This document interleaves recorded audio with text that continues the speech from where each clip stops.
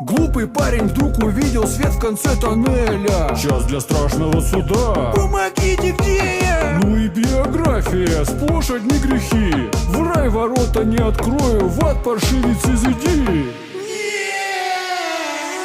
Новый грешник принимай, котел жарче нагревай. Тут какая-то ошибка, отпустите меня в рай. Все они так говорят, в котле вариться не хотят. Будешь знать, как грешить, поздно помощи просить.